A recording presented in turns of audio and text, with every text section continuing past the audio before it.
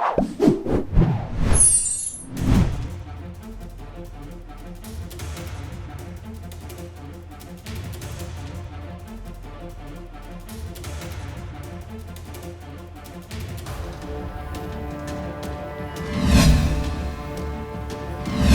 terkait dengan hal tersebut, tentunya kami akan melakukan pendalaman lebih lanjut. Kalau hasilnya seperti apa, nanti akan kita sampaikan. Jadi berdasarkan keterangan dari ibu korban, bahwa 1 minggu sebelum kejadian, ibu korban, saudari Tamara beserta tersangka, mengecek tempat kolam renang tersebut, mengecek fasilitas air dan seluruh fasilitas yang ada di kolam renang tersebut. Gitu. Kalau curiga-curiga biar aja nanti pendalaman dan pengembangan dari kepolisian, nggak mau mendalui juga gitu. Juga ya saya sih berharap ini nggak akan ketutup sama pemilu, juga akan tetap saya tetap akan saya kawal. Ini mau bagaimanapun ini nyawa anak saya, dan mau bagaimanapun ya kita tahu posisi mantan istri saya seperti apa. Mohon sebelum ada apa-apa, mohon sekali jangan terlalu menekan. Kita masih mengikuti hukum di Indonesia. Kita selalu ada positive vibes-nya.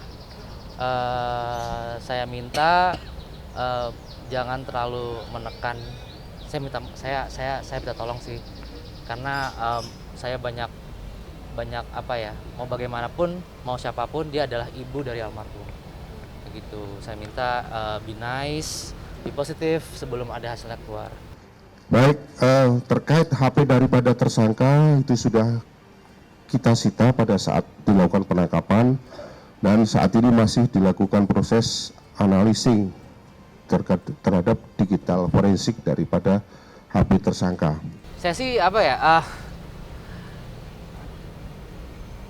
kesel sih, ya kesel ya dikit lah, keselnya banyak lah. Maksudnya kayak bener kan nih yang gue duga, yang selama ini gue dikata-katain pahlawan kesiangan, gue dikatain apa sih, itu aja sih yang saya dikatain apalah sama itu. Ini loh, ini kecurigaan perasaan seorang bapak gitu, terhadap anaknya.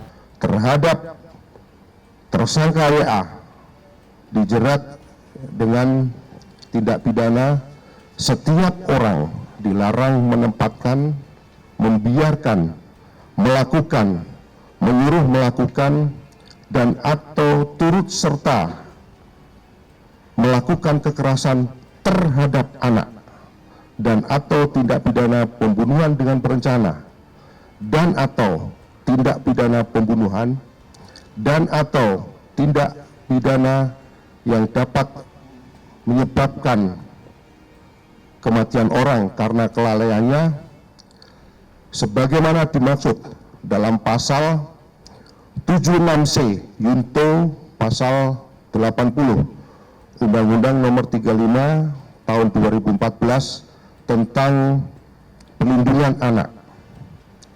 Kemudian pasal 340 KUHP, pasal 338 KUHP, dan pasal 359 KUHP. Kemudian terkait dengan masalah pasal 340, ini kami terapkan yang mana salah satunya berdasarkan hasil analisis daripada video. Kenapa di situ dikatakan ada perencanaan? Karena ketika ada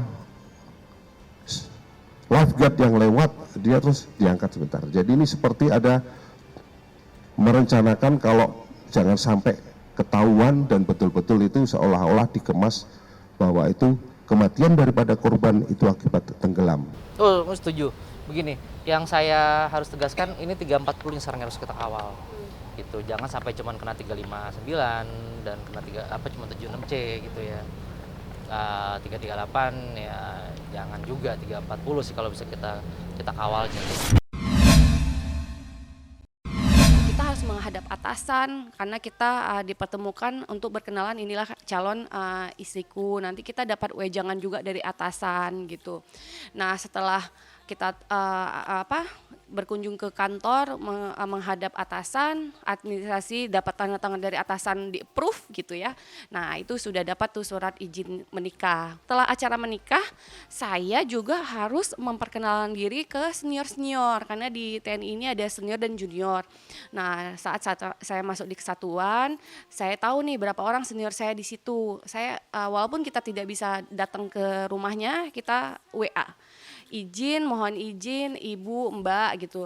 Perkenalkan saya istri dari Letkol Infantri Nur Wahyudi.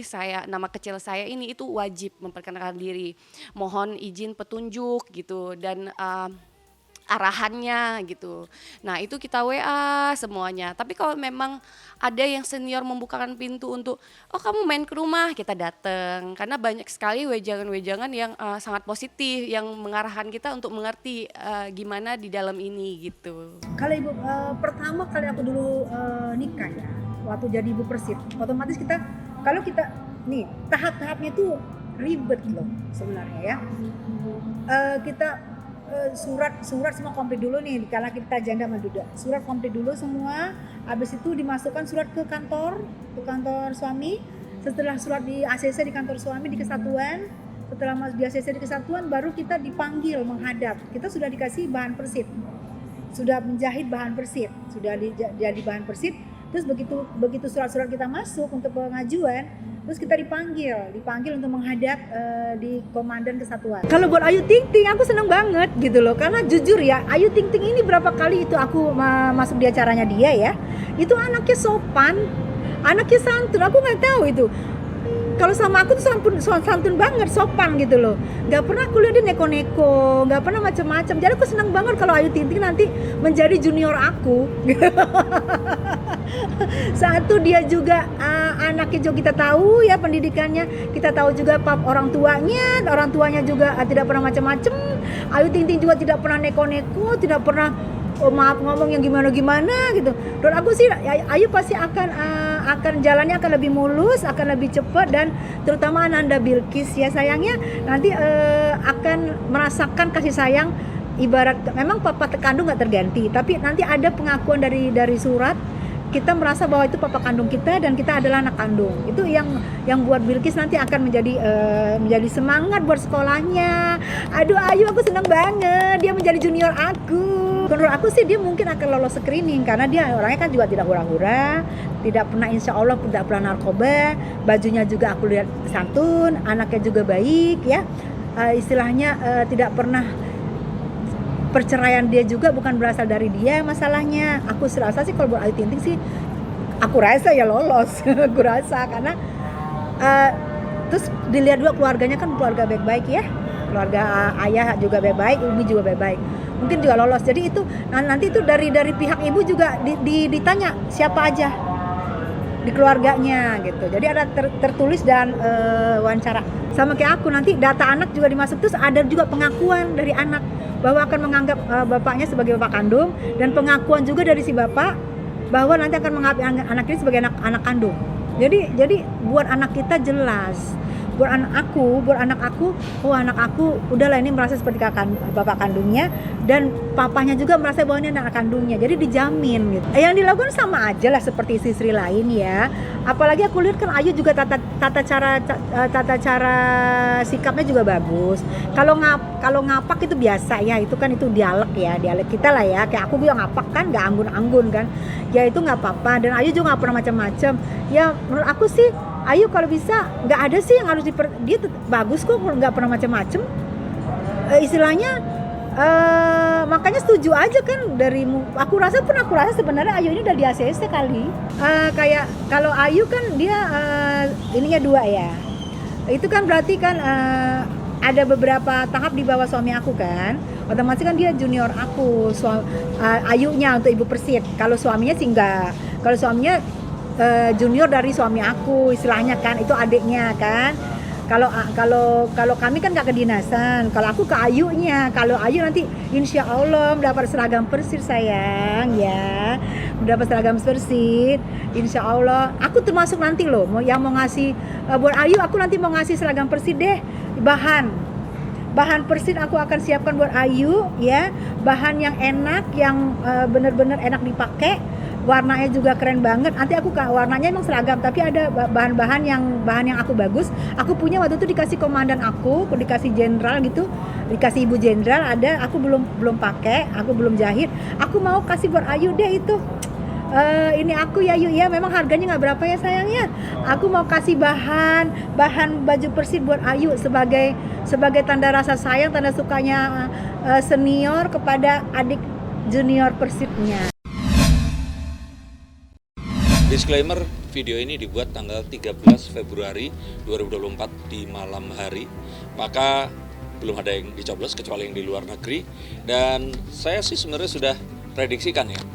Dan ini semua masih akan tetap sama dengan prediksi saya, di mana 02 Prabowo Gibran akan mendapatkan suara yang tertinggi. Apakah satu putaran? Nah, ini ada di akhir nanti. Saya melihat dua paslon lain ini nggak akan ada yang jadi oposisi. Mereka pasti akan merapat pada kekuasaan.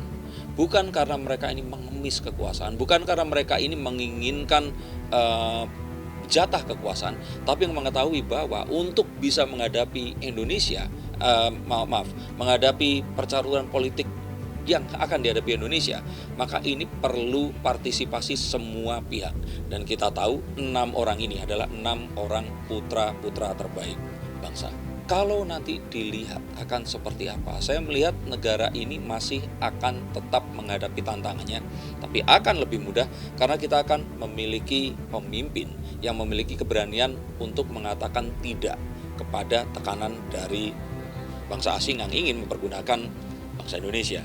Tapi yang pasti Indonesia dengan negara yang ini konon termasuk yang terluas, ke berapa 5 ya kalau nggak salah, dengan jumlah penduduk yang terbesar nomor 4 kalau saya tidak salah juga, tapi merupakan negara dengan penduduk muslim terbesar di seluruh dunia.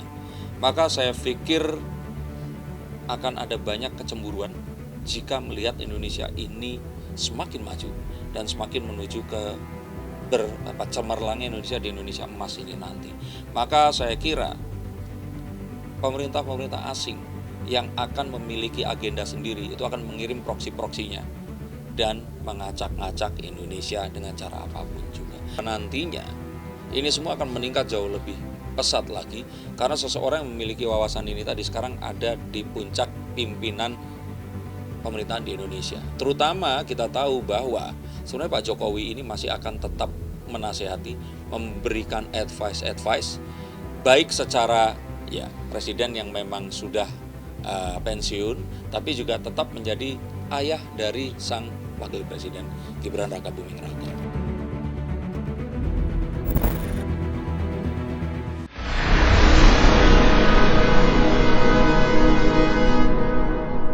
Jadi jangan lupa untuk subscribe Cumi Cumi.